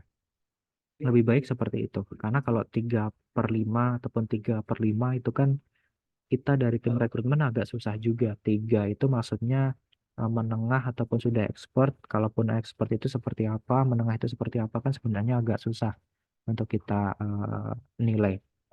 Kurang lebih seperti itu, teman-teman, dalam membuat CV. Saya rasa beberapa poin-poin yang perlu teman-teman perhatikan dalam pembuatan strukturnya. Balik lagi, teman-teman, sebenarnya ada beberapa hal yang bisa disesuaikan seperti itu. Misalnya di sini nama lengkap. Nah, lebih baik setelah nama lengkap itu di data diri gitu ya, profil di sini, profil pribadi. Kemudian di bawahnya itu adalah informasi kontak seperti itu. Di sini baru nanti di bawahnya keahlian. Cuma di sini ada beberapa hal yang sifatnya itu adalah perulangan gitu ya. Misalnya di sini keahlian dan juga kemampuan, tapi di sini juga ada skill. Itu kan saya rasa masih suatu hal yang diulang gitu ya. Saya rasa bisa digabungkan saja gitu di satu tempat. Tidak perlu dipisah seperti ini. Kemudian kalau teman-teman itu fresh graduate ya, kalau teman-teman itu belum memiliki pengalaman pekerjaan maupun pengalaman magang, itu sebaiknya untuk riwayat pendidikan ditaruh di atas. Baru nanti di bawahnya adalah pengalaman organisasi, dan yang terakhir itu adalah skill dan juga minat maupun hobi. Seperti itu. Kurang lebih untuk strukturnya seperti ini, teman-teman. Di sini kan kurang lebih sudah cukup baik. Ada foto, ada nama lengkap, terus ada kontak gitu ya, ataupun yang bisa dihubungi. Terus juga ada summary diri, mulai dari penjelasan saat ini mahasiswa semester berapa, terus saat ini memiliki pengalaman di mana, dan juga memiliki minat untuk berkarir di bidang apa. Nah, karena di sini kan kasusnya sudah memiliki pengalaman magang ataupun pengalaman pekerjaan, sehingga bisa nih ditempatkan di atas. Karena biasanya kalau sudah memiliki pengalaman pekerjaan, itulah yang nantinya akan dilihat. Terus setelah itu bisa ditulis untuk pengalaman di riwayat pendidikan. Tadi riwayat pendidikan tulis saja cukup di pendidikan yang terakhir. Misal kalau dari perkuliahan ya tulis universitasnya. Kalau dari SMA atau SMK ya tulis saja SMA atau SMK-nya. Kurang lebih seperti itu. Kemudian juga ada pengalaman organisasi setelahnya. Biasanya kan kalau pengalaman organisasi kebanyakan di perkuliahan gitu ya. Nah, nanti dituliskan setelah perkuliahan. Baru yang terakhir itu adalah skill, entah itu soft skill maupun hard skill yang sudah teman-teman kuasai. Kurang lebih seperti itu ya, teman-teman, dalam pembuatan CV. Saya rasa kalau teman-teman mengikuti struktur seperti yang tadi kami sampaikan, itu sudah dapat kami kategorikan sebagai CV yang ideal seperti itu. Nah, kalau itu sudah menarik atau tidak ya tergantung dari rekruternya itu menilainya seperti apa. Tergantung juga dari posisi yang teman-teman lamar. Seperti itu. Jadi sesuaikan kembali teman-teman dalam membuat CV. Saran saya sih jangan membuat satu CV doang. Teman-teman perlu membuat beberapa variasi CV yang nantinya bisa teman-teman kirimkan sesuai dengan posisi yang teman-teman apply. Kurang lebih seperti itu teman-teman dalam CV. Saya rasa itu saja untuk CV. Kemudian untuk yang interview ya, sebenarnya untuk interview bisa balik lagi ya mungkin Mas Theo untuk share screen di PPT yang tadi. Di sini saya akan stop sharing. Ya, minta tolong Mas Theo untuk sharing ya untuk PPT-nya.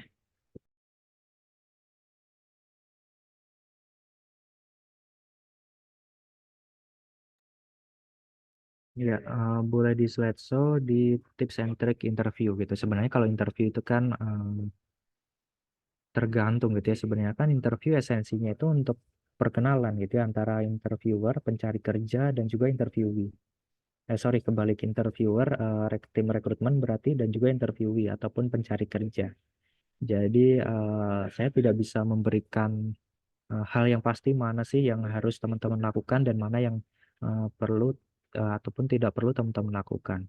Di sini dari kami sih hanya ingin menyampaikan tips dan trik saja teman-teman dalam menghadapi interview kerja. Yang pertama jelas teman-teman itu perlu berpakaian rapi. Saya rasa sih teman-teman tidak perlu menggunakan kemeja putih kecuali kalau memang diperlukan menggunakan kemeja putih. Seperti itu. Kalau memang tidak ada ketentuan, teman-teman hanya perlu menggunakan kemeja saja. Sebisa mungkin hindari teman-teman itu menggunakan kaos gitu ya, kaos oblong, hoodie gitu ya, ataupun jaket dan lain sebagainya. Sebaiknya sih teman-teman menggunakan kemeja saja. Kemejanya pun bebas, mau berwarna, mau polos, mau ada motif, pakai batik gitu ya, bebas sebenarnya. Namun sebisa mungkin sih hindari yang eh, pakaian yang bermotif banyak gitu ya. Misalnya ada motif naga gitu kan, biasanya kan nanti akan cukup ini ya, perhatiannya itu akan susah juga seperti itu. Namun biasanya sih kalau untuk pakaian tidak menjadi hal yang gimana-gimana gitu ya. Artinya tidak menjadi hal yang mutlak itu teman-teman akan lolos atau tidak. Seperti itu. Yang penting teman-teman rapi saja gitu. Kemudian juga datang tepat waktu. Teman-teman misalnya teman-teman itu mendapatkan jadwal interview jam 3 gitu ya, jam 3 sore. Eh, Diusahakan teman-teman 5 menit sebelumnya itu teman-teman sudah ready. Kalaupun bisa teman-teman sudah ada di tempat. Misalnya kalau offline ya teman-teman harus sudah ada di lokasi.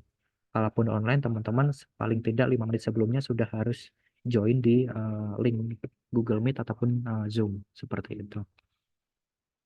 Kemudian apabila interview dilakukan secara online, itu pastikan lokasi sekitarnya itu kondusif, teman-teman. Nah, banyak dari kami itu mendapatkan ketika interview itu kandidatnya ataupun pelamarnya itu ada di kafe gitu ya. Atau bahkan tak jarang juga yang sedang berada di pinggir jalan seperti itu. Nah, itu kan juga sebenarnya menjadi pertimbangan juga gitu ya. Kalaupun interview kan setidaknya bisa mencari tempat yang kondusif.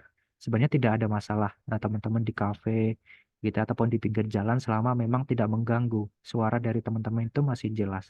Namun berdasarkan dari kami sih banyak noise misalnya musik, suara ataupun kendaraan gitu ya suaranya itu masuk gitu ya sehingga dalam jalannya interview itu juga kurang kondusif ataupun kurang terdengar jelas untuk pembicaraannya seperti itu.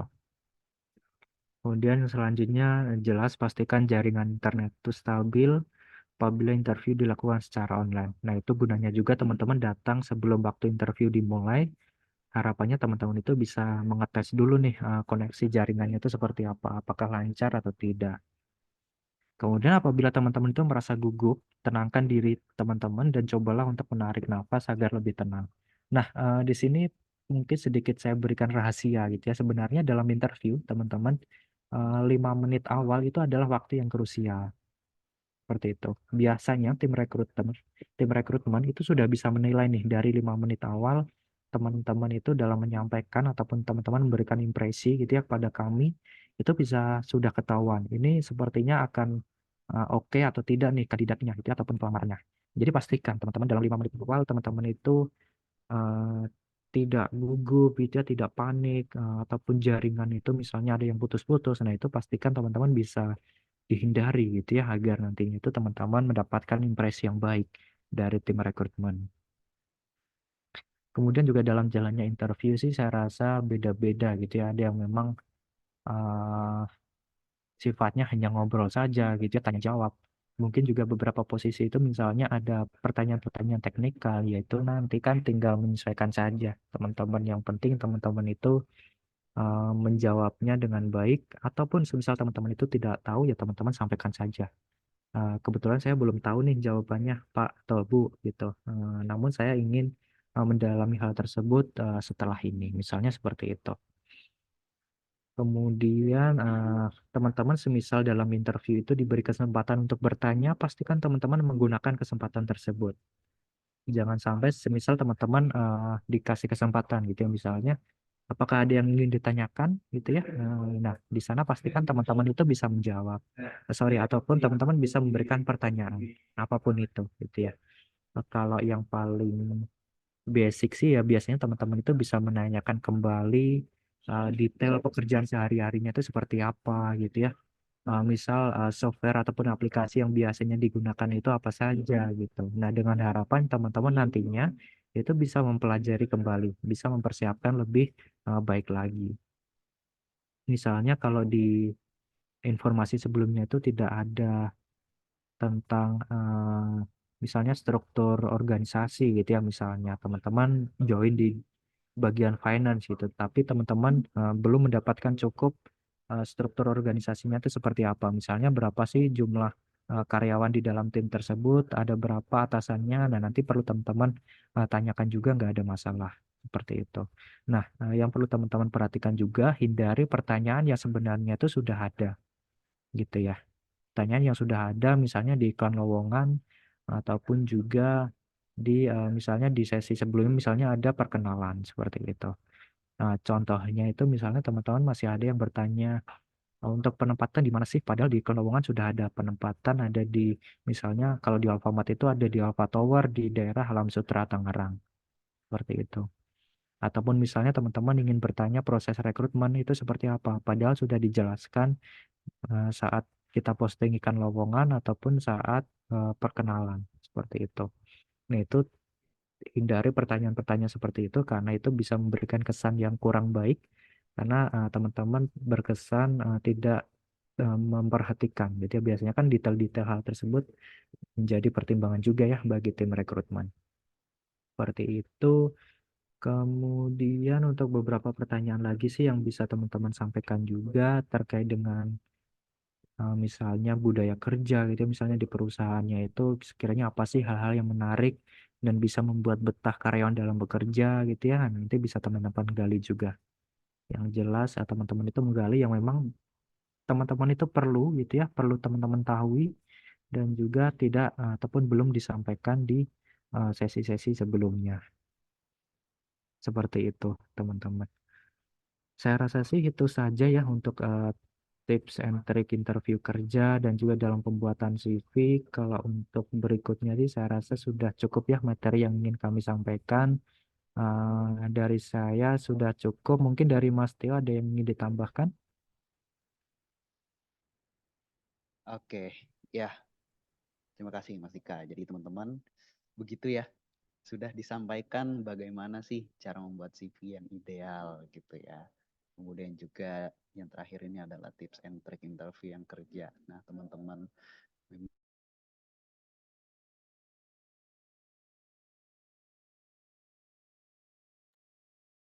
halo, halo, tes. Ya, Oke, oke. ya. Jadi mau di remind ulang ya, teman-teman. Pentingnya keseimbangan gitu ya, dimana punya CV yang baik atau ideal itu tidak cukup. Gitu ya, teman-teman juga harus memperhatikan kesiapan teman-teman pada saat interview, gitu ya. Semakin lengkap jawaban, semakin rinci jawaban, semakin banyak pertanyaan yang bisa dijawab oleh teman-teman, itu akan menjadi poin yang baik, gitu ya. Semakin banyak juga poin, gitu ya. Semakin besarlah change untuk diterima interview, lolos interview, gitu teman-teman. Kayak yang tadi dah diberitahu oleh Mas Dika gitu ya, bahwa ada 5 menit pertama itu adalah 5 menit yang krusial, di mana teman-teman bisa menyampaikan secara lengkap gitu ya kemampuan teman-teman gitu ya. Kemudian pengalaman teman-teman di situ di 5 menit pertama itu teman-teman bisa coba keluarin apa aja potensi teman-teman yang sesuai gitu ya, yang sesuai dengan jabatan yang dilamar oleh teman-teman gitu. Oke, mungkin kita kayaknya udah cukup lama ya untuk memberikan sharingnya, sudah cukup. Kemudian mungkin masuk ke sesi tanya jawab mungkin.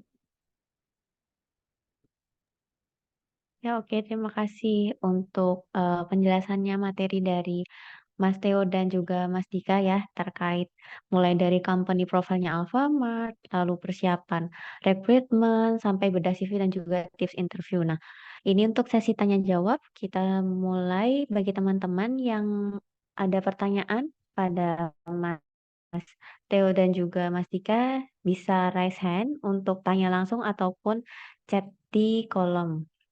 Nanti kita bacakan. Oke, teman-teman, silakan.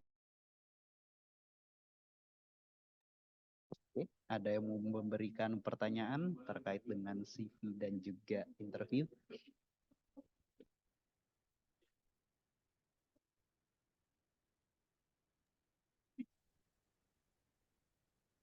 Ya, teman-teman, ada yang mau bertanya? Ini dari berapa nih peserta ya? Dari 98 peserta, mungkin ada yang mau tanya langsung.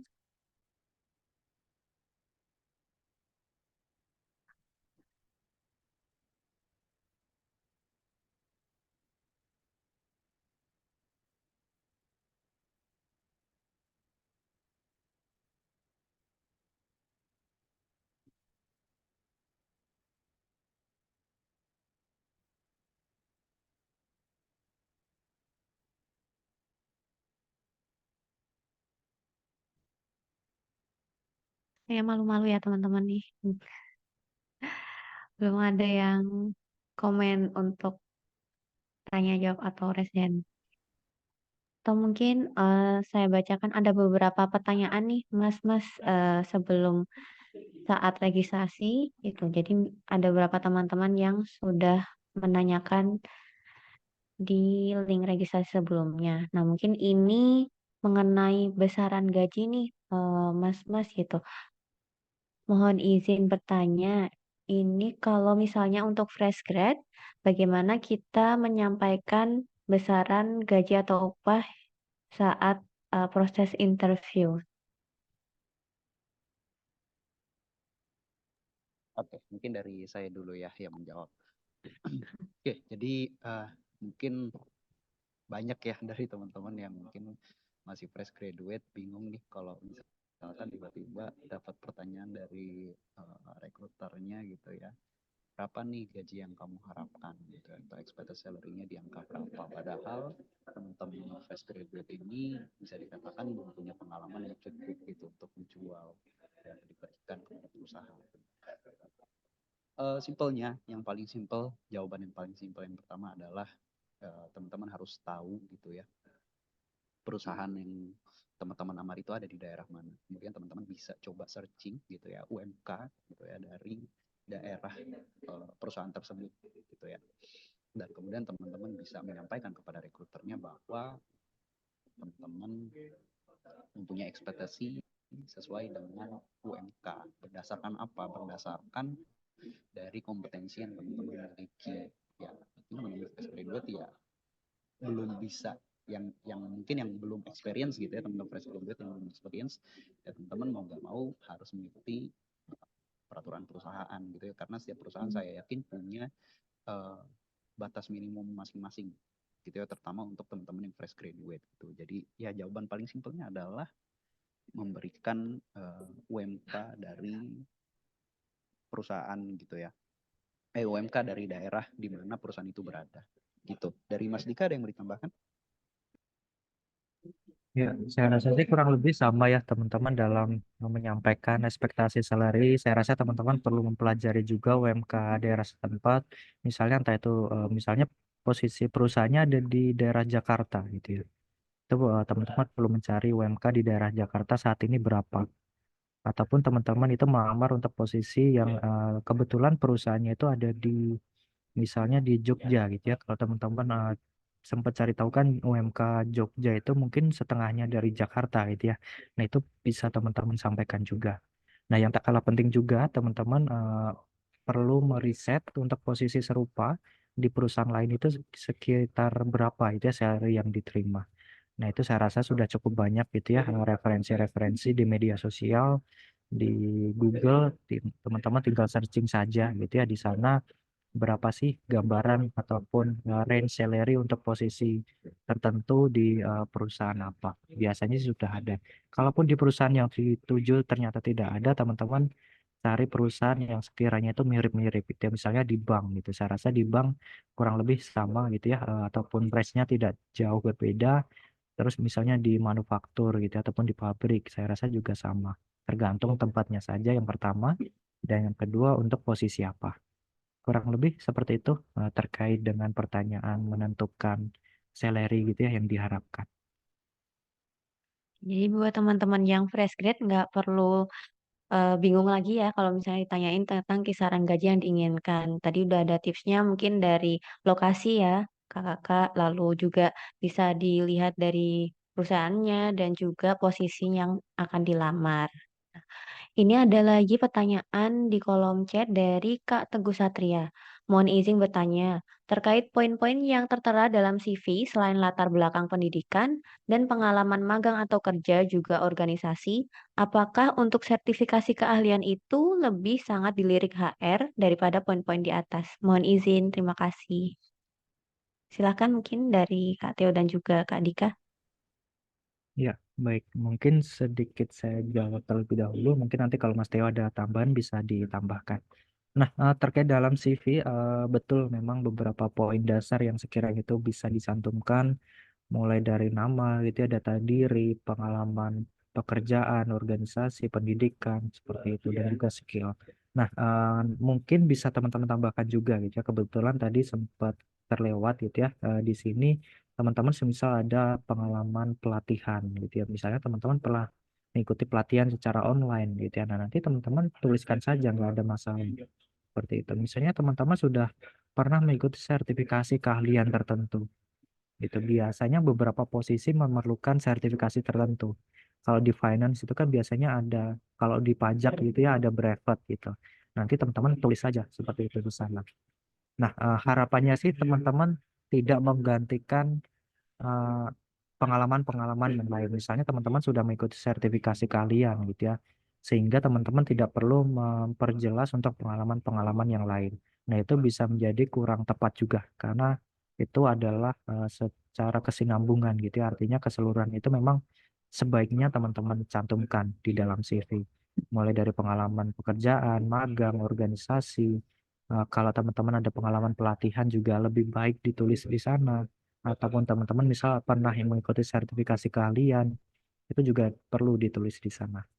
Ataupun juga misalnya teman-teman pernah tes TOEFL gitu ya, ada skor tes TOEFL yang memang masih aktif gitu ya, nanti teman-teman bisa dicantumkan juga karena hal tersebut akan semakin baik lagi, karena menjadi semakin lengkap itu ya CV-nya. Intinya sih kalau CV itu gampangnya semakin lengkap teman-teman tulis di sana dan semakin jelas juga itu artinya semakin baik. Kurang lebih seperti itu. Dari Mas Teo ada tambahan? Oke, iya. Kalau dari penjelasan Mas Dika gitu ya, berarti itu dilirik gitu ya teman-teman. Nah, bukan berarti juga teman-teman bisa manipulasi gitu ya. Teman-teman mungkin kayak yang dibilang tadi, salah satunya akuntansi itu biasanya ada sertifikasi brevet gitu ya. Padahal sebenarnya teman-teman belum pernah nih ikut sertifikasi, tapi karena oh kalau saya tulis sertifikasi brevet itu bisa meningkatkan chance saya diterima. Padahal nggak boleh gitu ya teman-teman, karena biasanya itu nanti akan ada tes teknikalnya gitu ya. Itu sangat krusial. Jadi teman-teman harus pastiin juga, harus bisa jujur gitu ya, harus sesuai gitu. Seperti itu tambahan dari saya. Oke. Baik, semoga menjawab ya untuk pertanyaan dari Kak Teguh Satria. Oke, ini ada lagi dari teman-teman yang mau bertanya atau mungkin ada yang mau coba latihan mock-up interview bersama Mas Tio dan Mas Dika juga dipersilahkan. Kita buka latihan bersama nih kalau ada yang mau. Atau juga bisa bertanya biasa nih di kolom chat ataupun langsung. Iya. Ada teman-teman yang mau coba apa ya istilahnya ya? Pre-interview ya. Jadi coba interview dulu nih. Ini kesempatan yang jarang loh teman-teman. Punya kesempatan Betul. untuk interview sebelum bisa merasakan interview yang sesungguhnya gitu. Kapan lagi latihan gratis bareng recruiter yang ternama gitu. Siapa tahu nanti bisa jadi pengalaman berharga bagi teman-teman gitu. Ada yang mau coba teman-teman? Kayaknya takut ya teman-teman ya. Oke, nggak apa-apa. Kalau ada yang mau coba bisa raise hand ya teman-teman. Oke. Oke, kalau belum ada, saya coba eh, bacakan kembali ada pertanyaan yang lain. Tadi mana? Ini. Ini ada pertanyaan, apakah CV yang menarik itu harus banyak pengalaman? Dan apakah pengalaman itu harus semua sesuai dengan profesi yang apa yang kita inginkan, apa yang kita apply gitu mungkin maksudnya ya. Silahkan dari Mas Theo dan Mas Dika. Oke, tentu untuk jawaban yang paling pasnya iya, ya. Jadi CV memang harus sesuai dengan jabatan yang kita pilih, gitu ya. Tetapi balik lagi, mungkin kan tadi sudah banyak disebutkan oleh Mas Dika bahwa setiap tim atau setiap rekruter itu punya pandangan subjektifnya masing-masing, gitu ya. Jadi ini agak rancu sebenarnya. Jadi ya teman-teman tetap sesuaikan gitu ya CV dengan skillnya teman-teman gitu ya, dengan backgroundnya teman-teman gitu. Dari Mas Dika mungkin ada yang mau ditambahkan? Ya, mungkin sedikit saja Mas Theo saya tambahkan terkait dengan CV itu apakah yang ditulis harus pengalaman yang linear gitu ya, ataupun sesuai dengan posisi yang kita lamar. Sebenarnya sih tidak harus, cuman itu kalau sesuai itu akan menjadi poin plus itu ya, ataupun nilai tambah. Nah, yang perlu teman-teman ketahui juga dalam melamar pekerjaan, pastikan teman-teman itu sudah membaca gitu ya beberapa kualifikasi ataupun requirement yang diminta seperti itu. Nah, misal dalam requirement itu ternyata teman-teman tidak ada pengalaman yang relevan gitu ya. Nah, itu teman-teman tetap boleh untuk mengisi itu ya pengalaman-pengalaman yang ada. Tetap boleh untuk melamar juga sebenarnya. Namun di sana nanti teman-teman bisa sesuaikan. Tadi balik lagi CV itu seharusnya teman-teman menyesuaikan dengan posisi yang dilamar. Nanti di sana ditambahkan misalnya skill gitu ya, di bagian skill. Teman-teman nanti ditambahkan skill-skill apa sih yang relevan dan juga menunjang untuk posisi yang teman-teman pilih. Misalnya teman-teman itu di finance gitu ya. Teman-teman itu melamar untuk posisi finance. Namun teman-teman itu pengalamannya mungkin kebanyakan di bagian data analis gitu ya, ataupun di pengolahan data. Nah, di sana teman-teman tetap boleh melampirkan pengalaman tersebut karena di sana mungkin ada beberapa pekerjaan di finance yang membutuhkan pengolahan data, misalnya dengan menggunakan Microsoft Excel gitu. Jadi tetap perlu ataupun boleh teman-teman tulis pengalaman yang sekiranya itu tidak relevan di dalam CV yang teman-teman buat. Namun apabila teman-teman itu menuliskan pengalaman yang relevan, itu akan semakin baik karena bisa menjadi nilai tambah. Seperti itu ya, teman-teman. Semoga bisa menjawab. Oke, terima kasih jawabannya. Mungkin ini kan tadi pertanyaannya juga CV yang menarik itu apakah banyak pengalaman? Nah, mungkin mau tanya saya detailkan juga mungkin ya, Kakak. Kalau misalnya nih, Ya. kalau yang fresh grad kan belum ada pengalaman ya, Mas Theo dan Mas Dika gitu. Kalau kayak gitu nanti di CV-nya mungkin bisa diisi dengan apa gitu. Oke, baik. Nah, ini juga cukup sering kita temui gitu ya dalam CV itu memang ada beberapa yang masih fresh graduate banget gitu ya, belum memiliki pengalaman. Apakah otomatis yang memiliki pengalaman banyak itu akan lebih diterima gitu ya? Sebenarnya tidak juga seperti itu.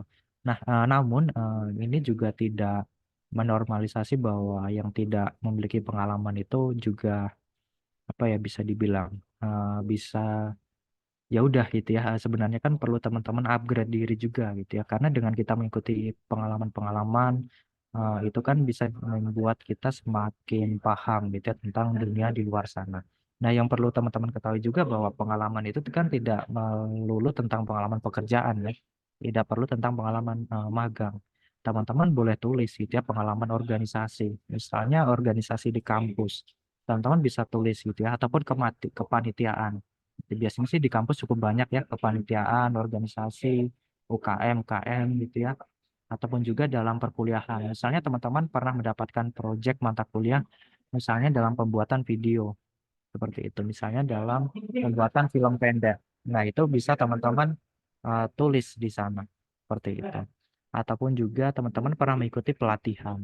Nanti di sana teman-teman boleh tulis pelatihan apa gitu ya, dari mana pelatihan itu teman-teman ikuti, dan apa saja yang sudah teman-teman lakukan ketika mengikuti pelatihan tersebut, ataupun juga sertifikasi, seperti itu. Jadi sebenarnya CV tidak melulu tentang pengalaman pekerjaan gitu ya, boleh untuk pengalaman-pengalaman lainnya. Sesimpel pengalaman organisasi, kepanitiaan, di perkuliahan gitu ya, pernah mengerjakan tugas apa, ataupun mungkin juga pernah mengikuti pelatihan. Yang penting teman-teman itu yang ditulis relevan gitu ya dengan posisi yang nantinya akan dilamar. Itu akan menjadi nilai tambah ataupun poin plus. Seperti itu, Mbak Safira. Siap, terima kasih jawaban Mas Dika. Bisa jadi pengetahuan bagi teman-teman juga ya. Kalaupun fresh grade juga masih bisa dan nggak masalah, kita tetap bisa apply lainnya dari organisasi dan lainnya. Ini apakah masih ada yang mau tanya lagi langsung atau mau coba mock-up interview langsung?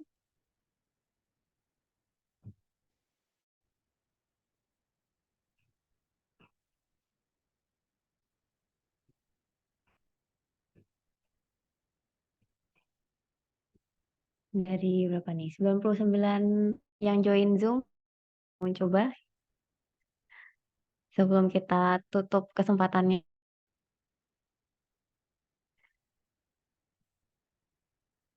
Kalau misalnya Anda bisa langsung raise hand aja. Kayaknya teman-teman udah ready semua nih untuk ke dunia kerja ya. Kayaknya sudah ini Mantap. ya, ilmunya udah jelas semua nih dari materi Mas Tio dan juga Mas Dika. Atau udah masa-masa lemes-lemes karena pada puasa. Oke, kalau misalnya sudah tidak ada, mungkin kita akan di webinar di ini karena keterbatasan waktu juga. Dan mungkin sebelum kita tutup, kita mau ada foto bersama dengan eh, kita hari ini dan juga teman-teman boleh dibantu untuk on cam. Mau sesi foto bersama,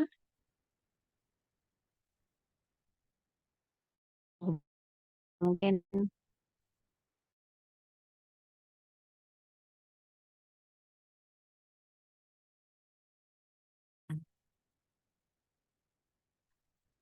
oh baik yang rusak kameranya nggak apa-apa. Bagi yang bisa on cam, bayangin di luar ya, ini udah mau pada buka bersama mungkin ya, Sepertinya sedang teman-teman. berburu takjil ya. Oh iya. Baru heboh berburu takjil nggak mau ketinggalan ya teman-teman ya, takut habis. Makasih yang sudah pada datang hari ini walaupun lagi jam-jam kritis ya bagi yang puasa dan juga pada mau berburu takjil. Oke, kalau sudah on cam semua, yang rusak nggak apa-apa. Nanti saya hitung. Kalau sudah, saya hitung ya untuk teman-teman semua. Yang halaman pertama dulu. Siap. 1, 2, 3. Oke, sebentar. Untuk yang halaman kedua. 1, 2, 3. Oke, baik. Sebentar. Ya. Untuk klip absensi sebentar. Ya.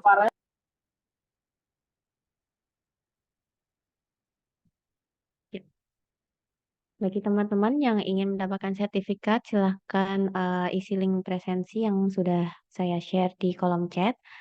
Nah, untuk webinar pada sore hari ini mungkin kita sudah bisa akhiri. Nah, mungkin sebelum penutup Dari Mas Theo dan juga Mas Dika bisa mungkin memberikan pesan pada teman-teman yang mungkin saat ini sedang mempersiapkan diri untuk melamar pekerjaan ataupun internship. Silahkan. Oke, mungkin dari saya dulu ya, pesannya gitu ya teman-teman. Ya mungkin tadi sudah banyak gitu ya terkait dengan tips-tips untuk interview apa saja. Yang pasti teman-teman tetap yang namanya terbuka gitu ya, mau terbuka terhadap apa namanya masukan-masukan.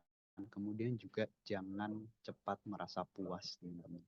Ya ini mungkin dari kita gitu ya, POV dari tim Alfamart ya untuk CV dan interview itu seperti apa. Tapi balik lagi teman-teman, dunia perusahaan itu sangat luas, sangat beragam.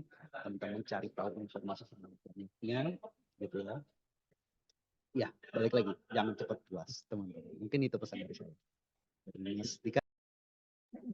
Ya, kalau dari saya, teman-teman dalam menghadapi proses rekrutmen, semakin banyak teman-teman itu berlatih, itu semakin baik. Seperti itu, teman-teman manfaatkan setiap kesempatan yang ada. Semisal seperti ini, gitu ya, teman-teman boleh banget menghadiri setiap sesi sharing untuk persiapan mengikuti proses rekrutmen, misal dalam pembuatan CV, mengikuti interview, itu tips and triknya itu seperti apa, itu teman-teman boleh banget mengikuti agenda seperti ini. Apalagi yang memberikan sharing itu adalah dari tim rekruter secara langsung. Nah, itu akan lebih baik lagi. Karena biasanya yang disampaikan itu ya memang keadaan sebenarnya gitu ya yang terjadi. Jadi balik lagi teman-teman, jangan takut untuk mencoba. Misalnya di sini teman-teman belum pernah apply ya, dan um, berpikiran masih takut nih untuk apply misalnya ada panggilan interview gitu ya, bahkan tidak datang karena masih nervous dan lain sebagainya.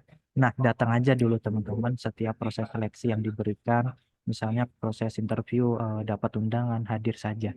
Jadikan hal tersebut itu sebagai proses pembelajaran, nantinya teman-teman itu bisa sukses gitu ya. Kalau untuk interview saya rasa bukanlah hal yang susah gitu ya, selama memang yang dicari oleh perusahaan dengan yang teman-teman punya itu sesuai, itu saya rasa pasti gampang untuk diterima.